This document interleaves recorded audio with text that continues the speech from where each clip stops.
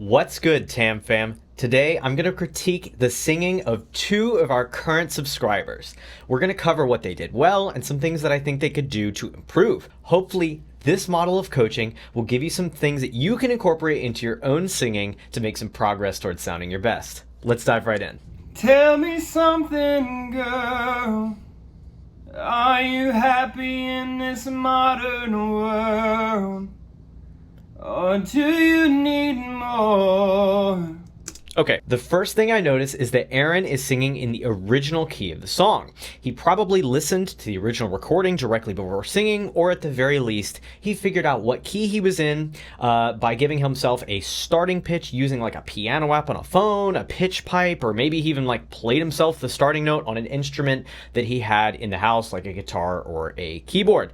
This is really important. I highly recommend doing this. Like, don't just sing random notes for whatever you feel. Make sure you're actually in a key, because that's going to help you develop both pitch memory as well as muscle memory in your throat. Let's keep going. Great stuff so far. Is there something else you're searching for? I'm falling. In all the good times I find myself longing. Okay, so something else I notice is that Aaron is using one tone and one volume throughout his entire range. This is going to give him a huge amount of stability and control over both his tone and pitch. Let's keep going. For change, and in the bad times I fear myself. Tell me something, boy. Aren't you tired trying to fill that void? Okay, next thing I notice is that Aaron is starting almost every single one of his phrases using voice buzz or vocal fry. I call it voice buzz because it helps singers associate the sound that they hear, the buzz, with the feeling in their throats. I define voice buzz as the least amount of volume for the most amount of tone. You can hear that Aaron uses only a moderate amount of volume, but he gets a massive amount of tone out of his voice. This is because he properly uses voice buzz to start each of his phrases. Aren't you tired of trying to fill that void? Really great. Okay. Or do you need more? Ain't it hard keeping it so hardcore? Okay, I can't help but notice that Aaron's vocal runs are incredibly clean. We heard each note individually, more, and Aaron did a great job of not putting H sounds in between each note. That would sound like this, more. A lot of singers put H's in their runs because they have trouble separating each note cleanly.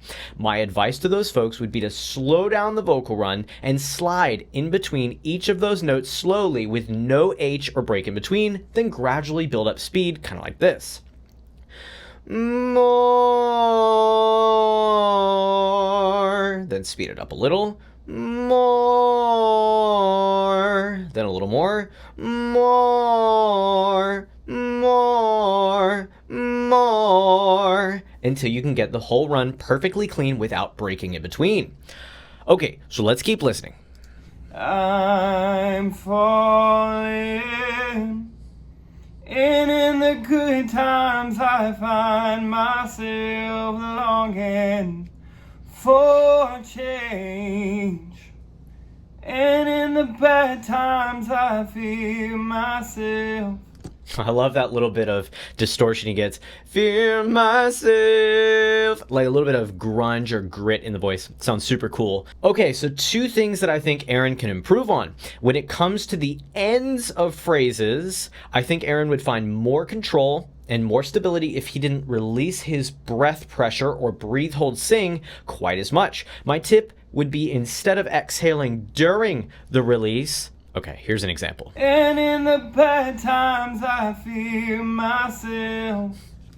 Instead of fear myself, letting off of that breath pressure, I would recommend exhaling after the release like this.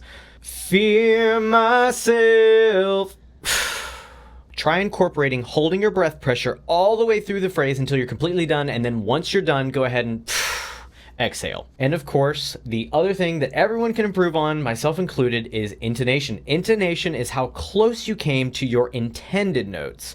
Aaron very clearly sang all the right notes, 100%, no debate about that. That being said, he does tend to err on the side of being just a little bit too high or sharp on some of those notes. Let me see if I can find you some examples. And in the good times I find myself longing. You can hear it right at the end of longing. Find myself longing instead of self-longing.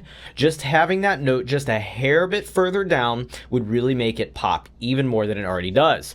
That being said, don't hear what I'm not saying. On a scale of 1 to 10, his intonation is easily an 8 or a 9. This guy has clearly some excellent musicianship combined with some great vocal technique. Fist bump, Aaron, great singing, my guy. I'd love to hear more in the future, especially something that showcases your chest voice's power in a higher range. Okay, on to the next video. Don't know how it is you looked at me, Okay. but saw the person that I could be. Waking in my heart, breaking through the dark. Suddenly your grace, like sunlight burning in midnight, making my life something so beautiful, beautiful. Okay, I see. The first thing I notice is that Natalie has an incredibly naturally beautiful vocal tone. However, it's partially masked by her intonation not being 100% accurate in this recording. I can tell that she likely listened to the original song right before recording her video, because just like Aaron, it was still lining up for the most part in the song's original key. This is a good move because it set her up in the correct vocal range, not starting too high or too low. That being said, it doesn't quite sound polished yet because of those intonation issues.